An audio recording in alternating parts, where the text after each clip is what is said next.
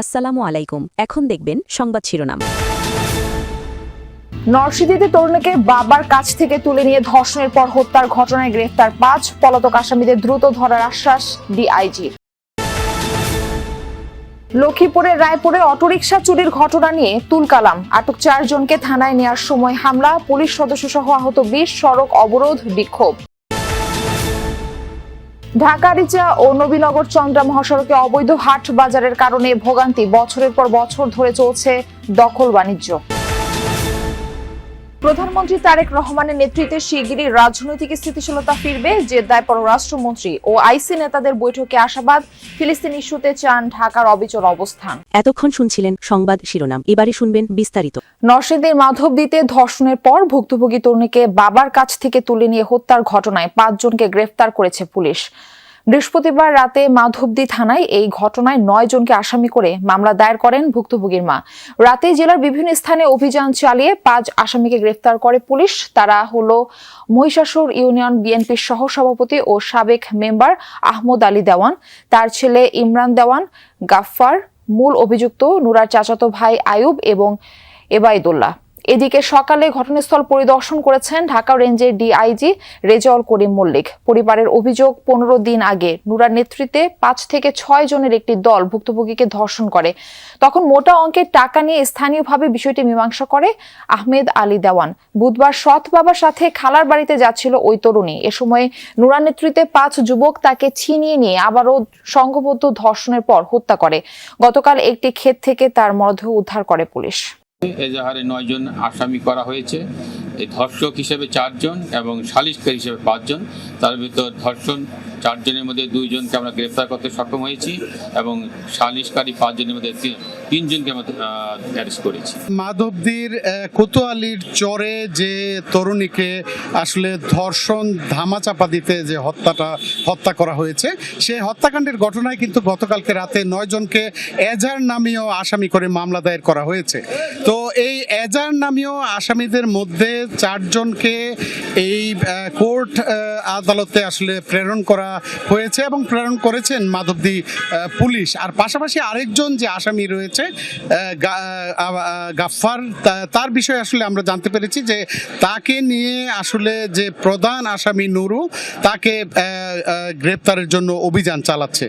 তো যার কারণে হচ্ছে এখানে আসলে যে বাকি আরো 4 জন আসামি রয়েছে তারাও এখনো পলাতক। আর সার্বিক বিষয়টা আসলে এরকম যে এখানে সকাল থেকেই আসলে উৎসুক জনতা, এলাকাবাসী, পাশাপাশি ঢাকা রেঞ্জের যে ডিআইজি এসেছেন এবং কথা বলেছেন, এলাকায় গিয়েছেন, এলাকাবাসীর সাথে কথা বলেছেন।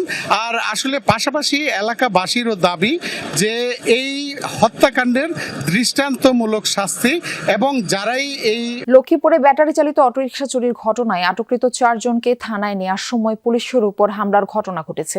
এতে আহত হয়েছেন পুলিশ সদস্য সহ ২০ জন। বৃহস্পতিবার সন্ধ্যায় রায়পুর উপজেলার সোনাপুর ইউনিয়নে এই ঘটনা ঘটে। পুলিশ জানায় ইফতারের সময় নিজ অটোরিকশা রাস্তায় রেখে বাড়িতে যায় স্থানীয় শাহ আলম। ফিরে এসে অটোরিকশা না পেয়ে তিনি খোঁজাখুঁজি করেন। এলাকাবাসীর সহায়তায় সন্দেহভাজন 4 জনকে উদ্ধার করা হয় অটোরিকশা। তবে ব্যাটারিগুলো ততক্ষণে বিক্রি করে দিয়েছে চোরচক্র। পরে তাদের মারধর করা হয়। 999-এ ফোন পেয়ে ঘটনাস্থল থেকে আটককৃতদের উদ্ধার করে থানায় নেওয়ার চেষ্টা করে পুলিশ, কিন্তু ব্যাটারি না পাওয়া পর্যন্ত তাদের ছাড়তে অস্বীকৃতি জানায় স্থানীয়রা। এক পর্যায়ে পুলিশের উপর হামলা করে তারা। এ সময় 4 পুলিশ সদস্য সহ অন্তত 20 জন আহত হয়। রাতেই লক্ষ্মীপুর রায়পুর আঞ্চলিক সড়ক অবরোধ করে এলাকাবাসী। রাত 1:30টার দিকে সড়ক থেকে সরে গেলে যান চলাচল স্বাভাবিক হয়।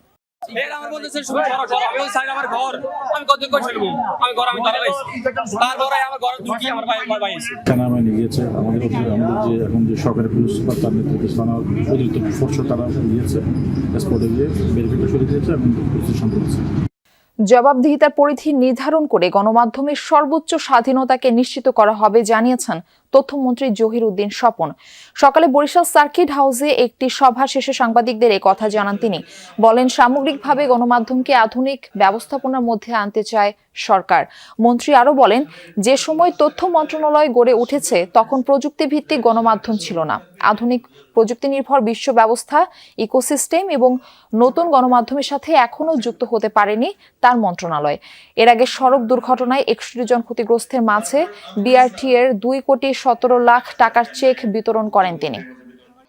জনগণের কাছে তথ্যের একটা অবাধ সরবরাহ নিশ্চিত করা এবং সাংবাদিকদের সঙ্গে বা সংশ্লিষ্ট সকল অংশীদারদের মতামতের ভিত্তিতেই আমরা একটা জবাবদিহিতার পরিধি প্রথমে নির্ধারণ করব। তারপর সেই পরিধির সীমানার মধ্যে আমরা সর্বোচ্চ স্বাধীনতাকে নিশ্চিত করব। জবাবদিহিতার পরিধি নির্ধারণ করে গণমাধ্যমের সর্বোচ্চ স্বাধীনতাকে নিশ্চিত করা হবে জানিয়েছেন তথ্যমন্ত্রী জহির উদ্দিন স্বপন। সকালে বরিশাল সার্কিট হাউসে একটি সভা শেষে সাংবাদিকদের এই কথা জানান তিনি। বলেন, সামগ্রিকভাবে গণমাধ্যমকে আধুনিক ব্যবস্থাপনার মধ্যে আনতে চায় সরকার। মন্ত্রী আরো বলেন, যে সময় তথ্য মন্ত্রণালয় গড়ে উঠেছে তখন প্রযুক্তি ভিত্তিক গণমাধ্যম ছিল না। আধুনিক প্রযুক্তি নির্ভর বিশ্ব ব্যবস্থা, ইকোসিস্টেম এবং নতুন গণমাধ্যমের সাথে এখনো যুক্ত হতে পারেনি তার মন্ত্রণালয়। এর আগে সড়ক দুর্ঘটনায় 61 জন ক্ষতিগ্রস্তের মাঝে বিআরটি এর 2,17,00,000 টাকার চেক বিতরণ করেন তিনি। চন্দ্র মহাসড়কের লেন দখল করে অবৈধ দখলদাররা তৈরি করেছে হাট বাজার। কোথাও কোথাও গড়ে উঠেছে স্থায়ী ভবন। এতে ভোগান্তিতে পথচারী ও যাত্রীরা। বছরের পর বছর প্রশাসনের আশ্বাস থাকলেও স্থায়ী বা কার্যকর ব্যবস্থা নিতে দেখা যায়নি। এভাবেই ঢাকা আরিচা মহাসড়কের সাভার বাজার বাস স্ট্যান্ডের দুপাশে দুটি লেন প্রায় বন্ধ করে ব্যবসা চালিয়ে আসছে হকাররা। শুধু সাভার বাজার বাস স্ট্যান্ডই নয়, হেমায়েতপুর, নবীনগর, পল্লী বিদ্যুৎ, পাইপাইল, বলিভদ্র, শ্রীপুর, জিরানী সহ 8টি বাস স্ট্যান্ডই হকারদের দখলে। এতে চরম ভোগান্তিতে পথচারী ও যাত্রীরা। রাস্তার সাইডে দোকান থাকলে তো আমাদের জন্য প্রবলেম, কিন্তু ওনাদের যদি একটা কর্মসংস্থার ব্যবস্থা করে দেয় তাহলে ওনারা চলে যাবে। আমরা চাই যে ফুটপাত থেকে মানে সবাই নিলে ভালো হয়।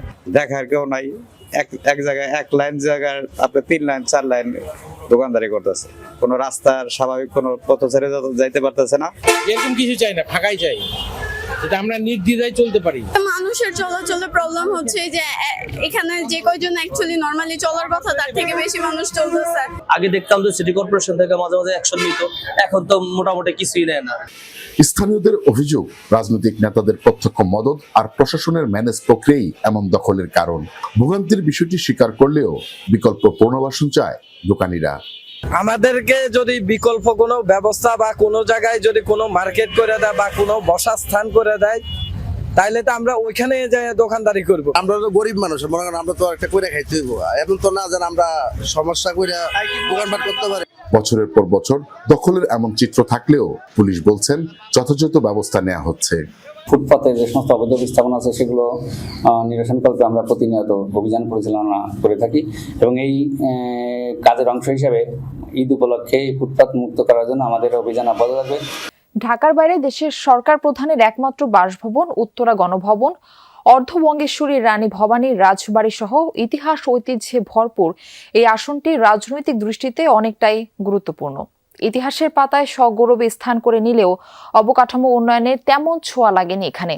তাই অবহেলিত নাটোরের উন্নয়নে এই আসনে নির্বাচিত সংসদ সদস্য রুহুল কুদ্দুস তালুকদার দুলুকে মন্ত্রী হিসেবে বিবেচনার জন্য প্রধানমন্ত্রীর হস্তক্ষেপ কামনা করেছেন নেতাকর্মী ও স্থানীয়রা। সদর ও নলডাঙ্গা নিয়ে নাটোর 2 সংসদীয় আসন ঐতিহাসিক গুরুত্ব বিবেচনায় ইতিহাসের পাতায় জায়গা করে নিলেও কাঙ্ক্ষিত উন্নয়নের ছোঁয়া লাগেনি এই এলাকায়। স্থানীয়রা বলছেন, জেলা শহরের পাশ দিয়ে গ্যাসের লাইন গেলেও গ্যাস সংযোগের আওতায়